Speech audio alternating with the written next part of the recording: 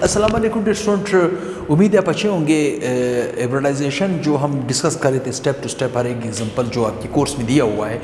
अब हमारे पास आखिरी एग्जांपल है जिसे हम कहते हैं फॉर्मेशन ऑफ एसिटाइलिन मॉलिक्यूल। तो चलो उसको भी समझते हैं ताकि एसपी एब्राडेशन आपका क्लियर हो जाए। ठीक, तो देखिए हमारे पास क्या है, पॉइंट फॉर्मेशन ऑफ एसिटाइलिन जिसे हम इथाइन भी कहते हैं। क्या कहते हैं? इथाइन भी कहते हैं। ठीक, ये भी आपको अभी समझ आ जाएगा 2 मिनट के बाद। इसमें तो कार्बन है, कार्बन को तो हम पहले ही कार्बन की टांगे हम तोड़ चुके हैं, डजंट प्रॉब्लम। ठीक, तो कार्बन हमारी कोई इशू नहीं है। देखिए एसिटाइलिन का फार्मूला होता है C2H2। अब अगर आप मुझसे कहो कि इसका सिंपल स्ट्रक्चर क्या होगा, मैं कहूँगा कार्बन कार्बन के बीच ट्रिपल बॉन्ड बन रहा है। क्या बन रहा है? ट्रिपल बॉन्ड बन रहा है। तो यहाँ पे एक सिंगल हाइड्रोजन, यहाँ पे एक सिंगल हाइड्रोजन, ये इसका सिंपल स्ट्रक्चर है। मेरी बात समझ रहे हो? सिंपल स्ट्रक्चर है। अब जैसे हम एब्रेडेशन को शॉर्टकट निकालने के लिए फर्ज करो मुझसे कोई पूछे कि इसके अंदर ये कार्बन है सेंटर में, ये कार्बन है सेंटर में, ये कार्बन किस एब्रेडेशन से गुजरा है, तो मैं वो फार्मूला इस्तेमाल कर सकता हूँ, number of sigma bond plus lone pair. इस कार्बन का एक सिग्मा ये है, एक सिग्मा ये है, ये दो तो पाई है, ये दो तो पाई है, ये सिग्मा मतलब 2 सिग्मा है, पाई बॉन्ड लोन पेयर नहीं है, तो इसका नंबर क्या आएगा? 2 का मतलब क्या है? sp का मतलब क्या है? sp एब्रेडाइजेशन। ठीक, इसका मतलब है ये चीज़ मुझे पता होनी चाहिए, ये जो कार्बन है ये sp एब्रेडाइज्ड है, ये वाला कार्बन भी sp एब्रेडाइज्ड। अब sp एब्रेडाइज्ड कैसे है? मैंने यहाँ पे कार्बन लिखा 6। ठीक, इसकी मैं क्या करूँगा? Electronic configuration. जब इसके इलेक्ट्रॉनिक कन्फिग्रेशन को तो मैं कहूँगा 1s2, फिर मैं कहूँगा 2s2 2p2। ये इसका आखिरी शेल है। इस आखिरी शेल को हम क्या कहते हैं? आउटर मोस्ट शेल, या इसे क्या कहा जाता है? Valence shell. क्या कहा जाता है? Valence shell. इसका हम क्या करेंगे? ग्राउंड स्टेट निकालेंगे। क्या निकालेंगे? Ground state. तो चलिए निकालते हैं ग्राउंड स्टेट। ठीक, मतलब इसके आखिरी शेल में क्या रियलिटी है, वो सारी चीज़ें हम यहाँ पे निकालने वाले हैं। ठीक, तो देखिए S के अंदर होता है 1 ऑर्बिटल और P के अंदर होते हैं 3 ऑर्बिटल्स। ठीक है, ये 2s है, ये 2px है, ये 2py है, ये 2pz है। इसके अंदर 2 इलेक्ट्रॉन पड़े हैं, इसके अंदर 1 इलेक्ट्रॉन इधर, 1 इलेक्ट्रॉन इधर। ठीक, अगर मुझसे कोई पूछे इसकी एनर्जी क्या है, 02 01 01 01, इसका शेप क्या है? स्पेरिकल, 2 इलेक्ट्रॉन यू है, ये 2px है, ये 2py है, ये 2pz है। अब मैं थोड़ा सा स्पीड लगा रहा हूँ, मैं समझता हूँ किसी ने पिछले लेक्चर देखे होंगे, मैं वहाँ पे आहिस्ता आहिस्ता से डिटेल से लेक्चर दे चुका हूँ। ठीक, ये केस क्या हुआ? ये केस हुआ अनस्टेबल, सॉरी मोर स्टेबल। ठीक, ये केस क्या हुआ? ये हुआ अनस्टेबल। ठीक, तो कार्बन ग्राउंड स्टेट में क्या हुआ? अनस्टेबल। अब मैं आपको स्टेबल करने के लिए क्या करेगा? एक्साइटेड में मूव करेगा, एक्साइटेड स्टेट में चला जाएगा। कैसे जाएगा? ये वजह भी मैं आपको बता चुका हूं। देखिए एक इलेक्ट्रॉन यहां से मूव करके इधर आएगा। ठीक, जब एक इलेक्ट्रॉन वहां मूव करके इधर आएगा तो इस s और इस p की एब्रेडेशन हो जाएगी, ये 2 अलग हो जाएंगे, इलेक्ट्रॉन लेने के बाद अलग हो जाएंगे। ठीक, तो देखिए एब्रेडेशन किन की हुई? s और p की। मैं sp की बात कर रहा हूं ना, तो ये 2 ऑर्बिटल बनेंगे sp और sp।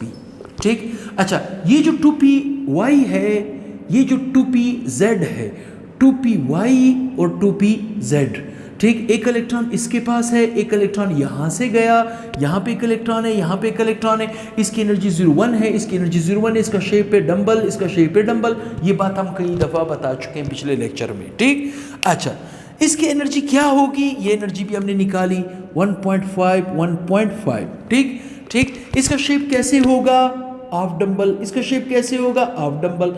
ये जो ऑफ डंबल है सिग्मा बॉन्ड बनाएंगे, सिग्मा, क्योंकि इसको हम क्या कहते हैं? एब्रिडाइज्ड ऑर्बिटल। क्या कहते हैं?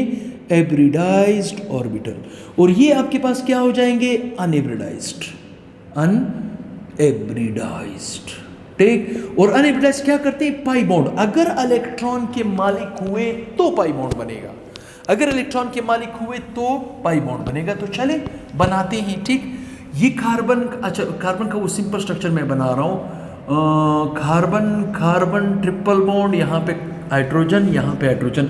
इसको मैं देखूंगा ये sp एब्रिडाइज्ड है, ये sp एब्रिडाइज्ड है, ठीक। अब मैं इन कार्बनों को लिख रहा हूँ, ये एक कार्बन, ये दूसरा कार्बन, ठीक। अब देखिए, अब गौर सुनिए, अगर ये कार्बन sp एब्रिडाइज्ड है, मतलब एक s और एक p ने आपस में ओवरलैप किया है और 2 p के बच गए हैं, तो वो जो आपस में ओवरलैप किया उनके शेप कैसे होंगे? Half dumbbell. ये देखिए हाफ डंबल 1, ये दूसरा हाफ डंबल 2, ठीक। तो इस कार्बन को मैं थोड़ा सा इधर बना देता हूँ। इस कार्बन का ये देखिए हाफ डंबल आमने सामने टकरा गया, ये दूसरा हाफ डंबल, ठीक। यहाँ पे आपके पास कौन अटैच होगा? हाइड्रोजन। यहाँ पे कौन अटैच होगा? हाइड्रोजन, हाइड्रोजन का s ऑर्बिटल, ठीक। अच्छा, यहाँ पे इलेक्ट्रॉन होंगे, यहाँ पे इलेक्ट्रॉन होंगे, ठीक। अब गौर सुने, इस कार्बन के अगर 2 एब्रिडाइज्ड मैंने बनाए हैं तो 2 तो अनएब्रिडाइज्ड भी है, ठीक। अनएब्रिडाइज्ड का शेप कैसे होता है? मुकम्मल डंबल। ये एक मुकम्मल डंबल, ठीक, ये दूसरा मुकम्मल डंबल, मतलब ये हुआ 2py, ये हुआ 2pz। इसी तरह इसका भी मुकम्मल डंबल, ये हुआ 2py, ठीक, ये हुआ 2py, ये हुआ 2pz, ये हुआ 2pz। अब गौर से सुनिए, 2py ऊपर और नीचे ओवरलैप करके एक पाई बॉन्ड जनरेट करेंगे। मेरी बात समझ रहे हो? दूसरा 2pz नीचे और 2pz ऊपर, मतलब कहने का मतलब ये है, ये जो 2px है वो 2py ऐसे ऊपर नीचे टकरा जाते हैं, पाई बॉन्ड बनता है। और ये जो 2pz है, 2pzu और 2pzu आपस में टकरा जाते हैं। ये 2py है, ये 2pz और 2pz है, ठीक। ये एक पाई बॉन्ड हुआ, ये दूसरा पाई बॉन्ड हुआ, मतलब एक पाई बॉन्ड के 2 लोब्स होते हैं, ये एक पाई बॉन्ड हुआ, ये दूसरा पाई बॉन्ड हुआ। मेरी बात समझ रहे हो? अच्छा, इसका नाम क्या है? इसका नाम है sp-s। इसका नाम क्या है? sp-s, ठीक। इसका नाम क्या है? sp-sp। अब आपको सर सुपरडेल्टा पुलिस, नहीं, sp-s का मतलब है s ऑर्बिटल और p का मतलब है p orbital, sp orbital mix होके एब्रिडाइज्ड ऑर्बिटल बना रहे हैं, ठीक। अच्छा, ये आमने सामने टकराव है सिग्मा बॉन्ड, ये आमने सामने टकराव है सिग्मा बॉन्ड, ये आमने सामने टकराव है सिग्मा बॉन्ड। मेरी बात यहाँ तक आपको समझ आ रही है? सॉरी, ये जो एंगल होगा, ये एंगल 180 डिग्री का होगा। ये जो एंगल होगा ये कितने का होगा? 180 डिग्री का होगा, ठीक। ये है एब्रिडाइज्ड स्ट्रक्चर। ये क्या है? ये क्या कहलाया जाता है?